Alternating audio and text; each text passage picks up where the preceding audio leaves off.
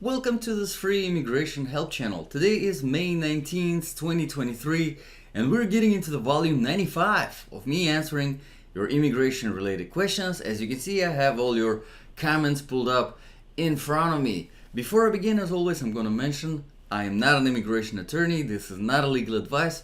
All the information provided in these videos on this channel are directly from official government sources like USCIS and of course the Department of State with their visa bulletin. So let's start with the very first common question from Chad Leslie. Chad, appreciate another question from you. Hey sir, good morning. My priority date is March 2011 and I'm F3 family preference category. From Jamaica, will I hear from them within a year or I will get through within a year? Thanks so much for your answer in advance. Chad, you're very welcome. Thank you for watching and thank you for your question. Let's take a look. Like I said, third preference category, family preference category, Jamaica. So it is all chargeability area. Let's take the visa bulletin and let's see. So it's priority date March 2011. So we're going to scroll down to the graph B for now and see how long approximately it takes. So we're looking at all chargeability area and F3, which is married sons and daughters of US citizens. And looks like right now, as of June 2023, people with the priority date back in February 2010 are getting full access to the NVC portal to become documentarily qualified. So Chad is in March 2011. That is pretty much 1 year, just 1 year ahead. So Chad, you're looking roughly at another year to wait before you have the full access to the NVC portal so that you can become documentarily qualified. And then you have, let's take a look at the graph A for people who have been documentarily qualified. It looks like it's December 2008. So roughly another year, just a little bit more, a year and a few months from becoming documentarily qualified up until the availability, not becoming documentarily qualified, but actually getting the full access to the NVC portal to the availability of the immigrant visa.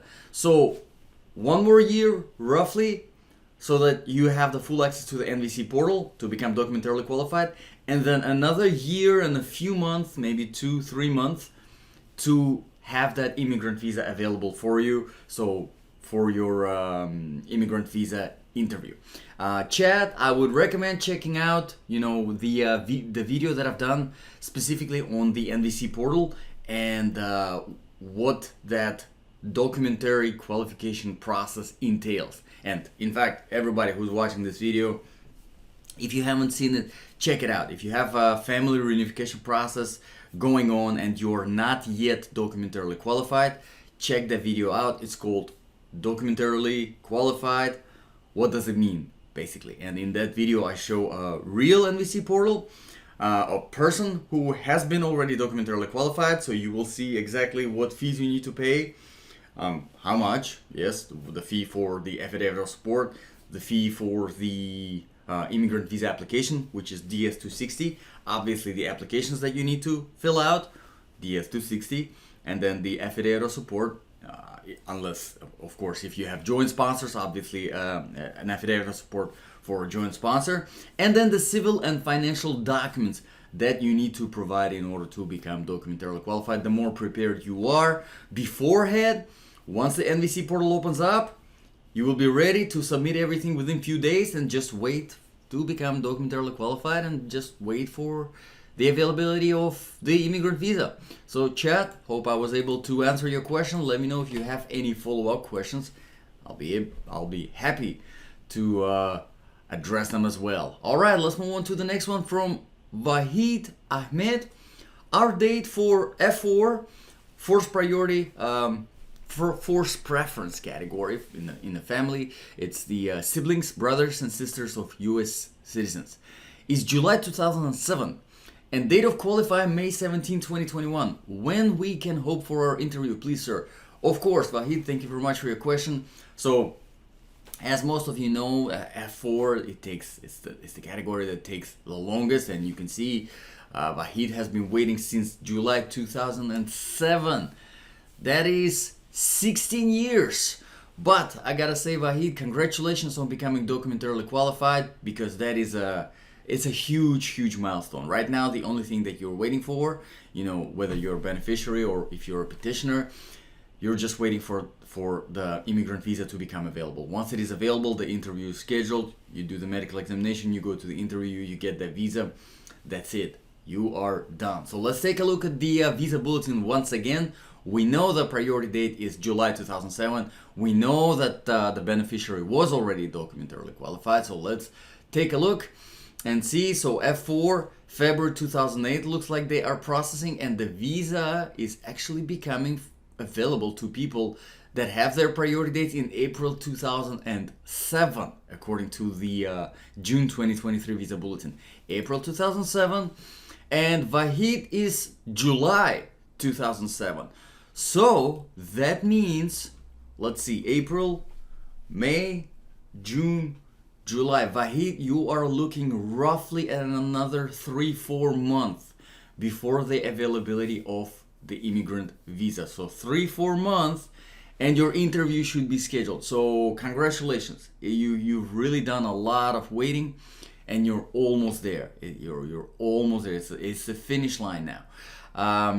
What I would recommend to do in this situation, because the interview is so close, I would recommend going through, and because you were documentarily qualified back in May 2021, I would recommend getting those documents together from the documentarily qualification. You want to have one folder with all the documents that you have been documentarily qualified with on the NVC portal.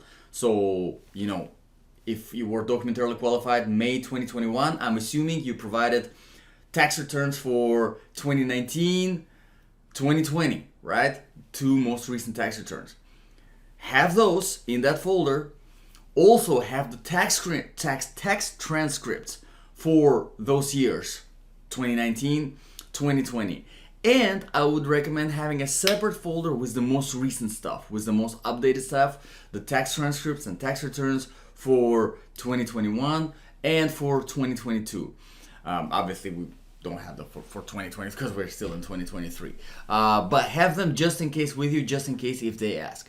I do have the video specifically on the immigrant visa interview and typically what questions are asked, because this is 4th preference category. So that's siblings of US citizens.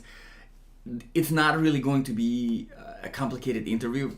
The only complicated things are, showing the right documents. You will have questions like, what are you going to do in the United States of America? What are you planning to do? When you immigrate to the United States, what do you think you're going to be working? Where you think you're going to be living? Stuff like this for the beneficiary. So just watch that video. It's uploaded on somewhere on this channel, and I think it's going to be helpful. But congratulations, you really are almost there. And if you can, come back once you are done with that interview and update everyone, because it's nice to hear comments and questions from people from different stages of the process, because people see how the process goes. But it's also really nice to get comments from people who have already been through the process and they waited for a long time and they went through these interviews, background checks, medical examinations and all that sort of stuff, and they did it. It's really reassuring and good for everyone to hear these things. All right, let's move on to the next one from Floopy. What about if I was in removal proceedings before my permanent resident was issued? I was on removal proceedings in 2011. I granted asylum in 2016. I applied for my adjustment status on 2017. Green card was issued on 2019, but has error from USCIS. I received a letter saying that I need to fill the I-90 to fix the error. But on part 3, question 4, have you ever been an exclusion, deportation, or removal proceedings or order removed from the United States? That question confused me. It asked if I was in removal proceedings before they issued my permanent resident or in general. I hope you can help me to answer this question. Thanks, very helpful this video. Floopy, I'm glad this was helpful. So once I read the part about the removal proceedings and before the permanent residence was issued, immediately I started thinking it depends if it's asylum case or not. Because if it is asylum case, then you are part of, you are in basically, because you have to keep in mind that the I-589, the application for asylum, it's not just application for asylum, it's also application for the withholding of removal proceedings. So application for asylum and withholding of removal proceedings, which means that as part of being within that pending asylum status, you are also asking them to please, don't remove me from this country. I have to stay here. I cannot go back because of the persecution. So as part of it, when we get, because in asylum, sometimes something you provide evidence is just not enough for the executive branch USCIS. So the case is, denied by USCIS, but it goes to the immigration court and then it's processed in the judicial system. So once it is denied by USCIS, technically you are in removal proceedings. You are, but at the same time you can still legally remain in the country because now you are starting that whole process with EOIR, right? With the immigration court. So in this case, you really don't have to say that you have been in removal proceedings. This question is more addressed to people, for example, that let's say they came to the United States on, for example, non-immigrant visa, B1, B2, and they overstayed, and immigration started, removal proceedings. Basically, they were placed in deportation proceedings, removal proceedings. That's the same thing as the deportation. Yes, in that case, that's the question for them, and they would say, yeah, we were in removal proceedings. But because you were in the asylum, you were going through the asylum, and I'm saying that from experience that I have been dealing with myself, because as part of this asylum application, removal proceedings is kind of like they go hand in hand together. So it's a little bit different. So in your case, because you're already permanent resident, because everything is good, you really don't need to say that you were in removal proceedings. Technically you were, but at the same time, because it was part of the asylum application, you don't need to worry about that. Unless, of course, like I described, you had a non-immigrant status, you overstayed, or maybe there was some kind of misdemeanor or something like this that is involved, and they placed you in removal proceedings. But it don't seem to be the case in your situation because you already have a permanent resident card. If you had something serious like this, like a felony or whatever, then you probably wouldn't have the permanent resident card in the first place. All right, Floopy, so hopefully I was able to answer your question. I'm going to pause this and we're going to move on to the next one from Luciano Pavarotti. Is there any way to expedite the asylum interviews? Your videos are wonderful. Thank you, sir. Luciano, thank you very much for your kind words. I really appreciate it. I'm glad they are helpful. So unfortunately, whenever it comes to the asylum interview, there isn't really much that you can do a few things. You can follow up. You can follow up with the USCIS. In general, the processing center where your case has been sent to. You can follow up with USCIS Asylum Center. That is Asylum Office. That's what they're called, USCIS Asylum Office.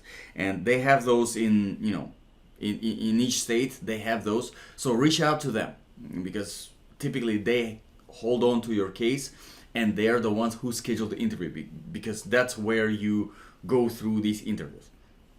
You can follow up with them. It's not necessarily going to expedite anything. You can't really request officially the expedited process for the asylum interviews, but you can reach out to them and see where you're at, follow up, ask them for an update, say, hey guys, I have been waiting for a long time for an interview. There's a situation that, I really need it processed faster. Maybe just be polite, be professional, and see if they answer you, and see if they give you any good information. Most of the times they won't because it's at their discretion and they use it all the time. They say, hey, we can't give you that information. But the first step is always reaching out to them directly. If you don't get any answer from them, which is most likely going to be the case, most likely you're not going to get any answer, there's another thing that you can do, and that is a little bit of, it involves a little bit of a risk, all right? Because now you're going above basically USCIS, and that is reaching out to local elected officials. All right, so that's state representatives, like for example, senators or whatever, who else they have, basically people that are elected officials that are in the government. You can reach out to them. Most of them, they are dealing with the issues on immigration. You can reach out to them. You can send them a nice, again, professional, polite letter explaining who you are, explaining your situation, explaining that you're waiting for the asylum interview and it has been that long and you still haven't heard them, and you reached out directly to USCIS and you just got this answer, or you maybe didn't get any answer, and ask them for the help and say, hey, if you can help me, I'd really appreciate it. If you can reach out on my behalf and maybe ask them to help me and schedule my interview because it's been a really long time, or maybe at least get an update on when that interview is going to be scheduled. There's a little bit of the risk involved. That's why I say maintain always that polite professional attitude. The risk is that because you are kind of now reaching out for external help, they might not like it very much at USCIS. There is a potential for that. So whoever's watching this video, and Luciano, you of course, because you asked the question, do it at kind of being ready that there is risk involved, and they might not be too happy with you reaching out for the external help. So only do it if you have a good reason to do it. There is some kind of emergency situation. You have been waiting for a long time and they really have not been helpful with your inquiries. So let me do this, and we're going to move on to the next one. And Luciano, if you do decide to reach out to elected officials, if you can, come back to this channel and let everyone know the update on your situation.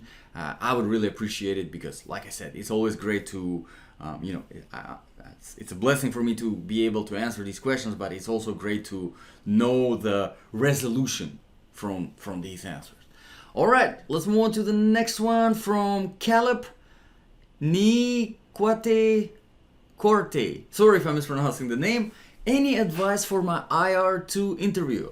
All right, Caleb. So IR2, nice. So I'm assuming it was already scheduled. Congratulations. IR is an immediate relative category. So immigrant visa is available. Really, just make sure let's say if you had it scheduled yesterday, it's usually scheduled 30 day in advance. So let's say if it was scheduled yesterday, May 18th, most likely it's scheduled for June 18th. So you have 30 days to do the medical examination. Number one thing I would recommend, doesn't even have to do much with the interview, do the medical examination as soon as possible. Don't wait close to the interview date. Do it like as soon as you can, so that there is enough time for the civil surgeon to send all of the documents that are associated with medical examination to the U.S. Embassy, because they need some time. And I've seen one lady did it I think it was 5 days before the interview, and she went for an interview and they said that they did not receive the documents from the doctor and they had to reschedule it. Definitely don't want that. So for an interview itself, polite, professional, I would review all of the documents, all of the application itself, the I-130 application. I would review all of the documents that have been submitted as part of the the process of becoming documentarily qualified. Have all of them with you. You probably received the email, not probably, if you are already scheduled the interview. You have the email showing which documents you need to bring for an interview. Go through these documents. They are very, very important. You want to bring every single one of them without exception. As of recently, they started asking for tax transcripts of the petitioner, of the sponsors. Not tax returns, tax transcripts. Yes, bring tax returns as well, but bring tax transcripts too. Make sure you get those. Those are available on irs.gov, which is the Internal Revenue something.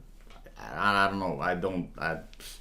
My math is horrible, so I try not to deal with any accounting, any taxes, anything like that. But you can get them on irs.gov. That's the tax transfers, basically broken down, simplified version of a tax return. And that's really it. Be polite, be professional, be prepared for questions. For example, like, where will you live in the United States of America? What are you planning to do when you immigrate to the United States of America? What kind of job are you looking to do? Stuff like this. Basically, you want to show that you really do have intent to immigrate. Because think about this. You are getting an immigrant visa to immigrate to the United States of America, meaning that you're moving here. You're going to be living in the United States of America. You don't want to appear during the interview like, oh, I don't know. Maybe might not be a bad answer. I don't know yet. I'll go there and I'll see. I'm a spontaneous person.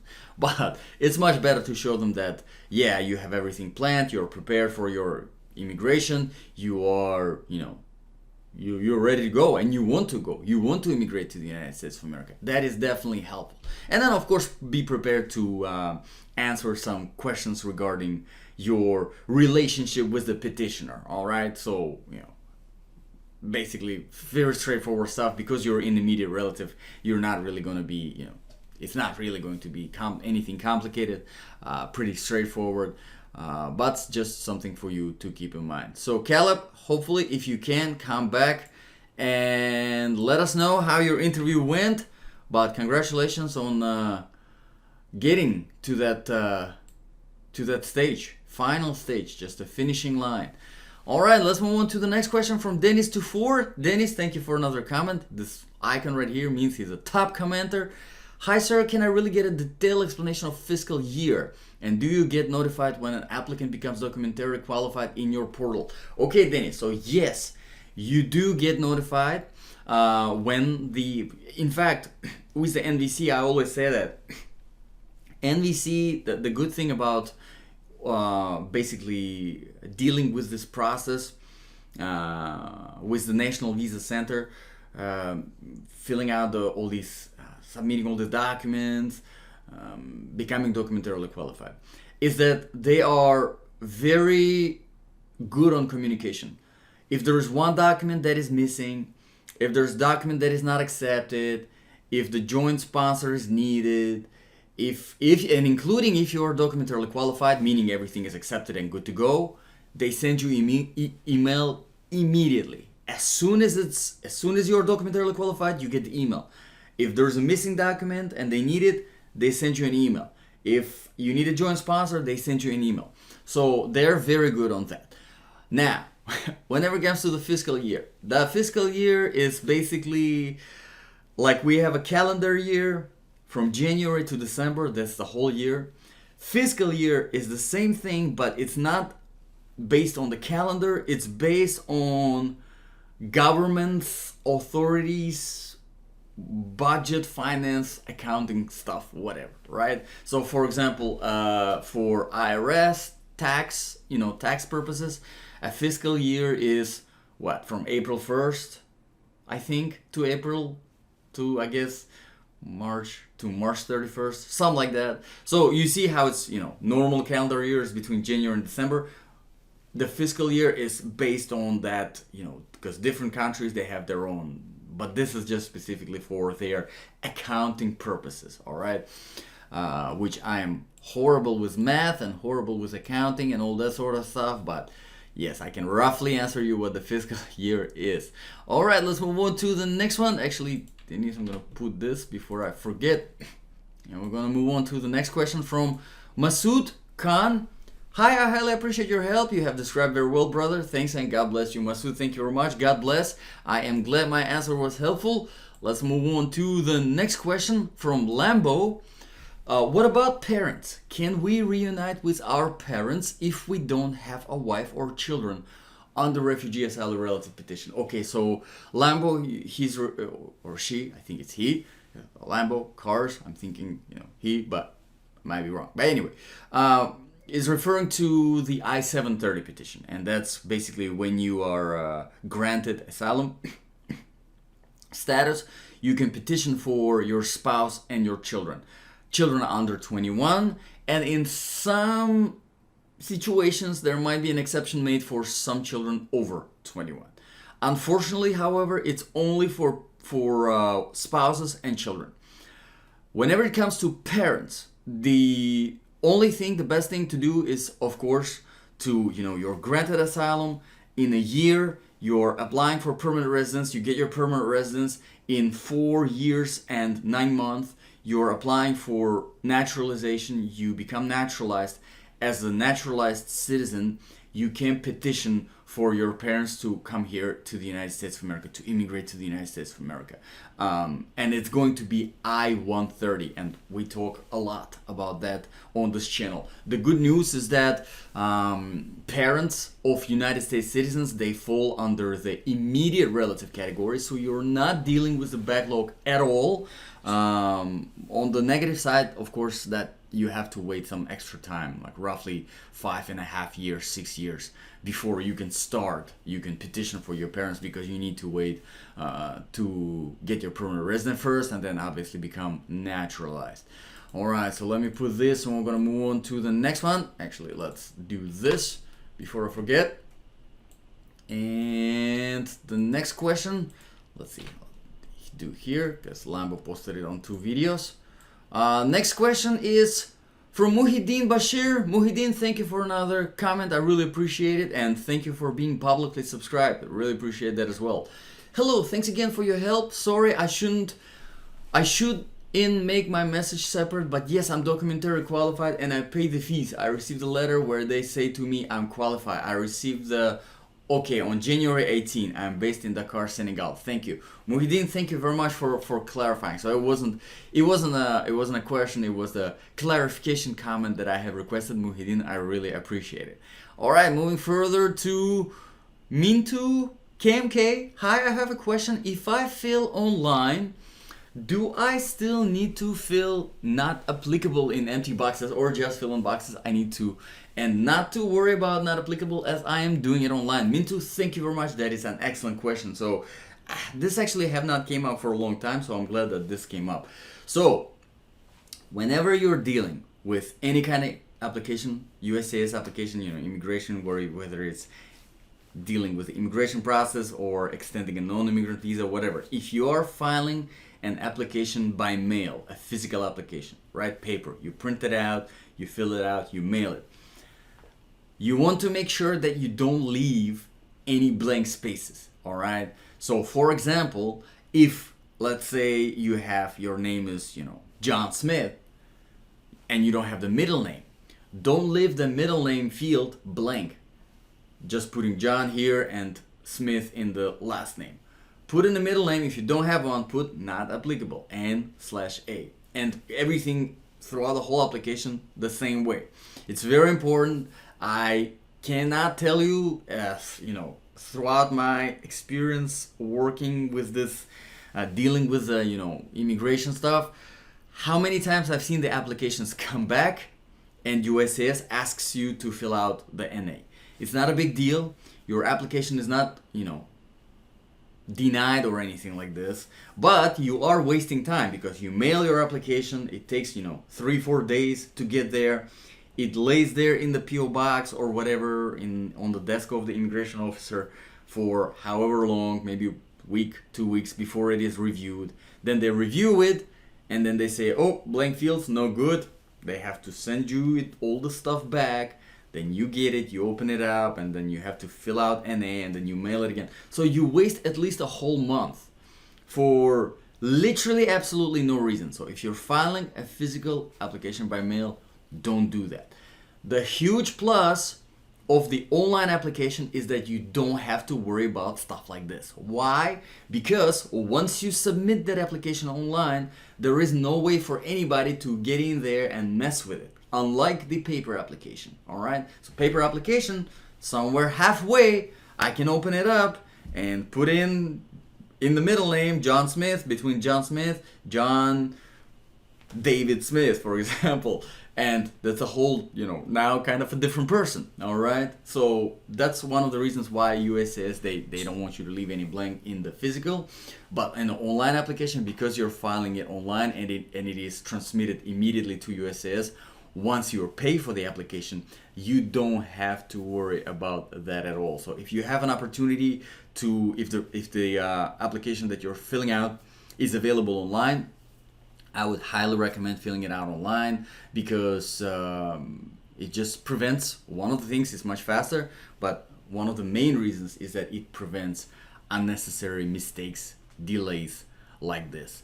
So thank you very much, everyone, for asking your questions today. I always appreciate your comments. If you have any follow-up questions, don't hesitate to ask them.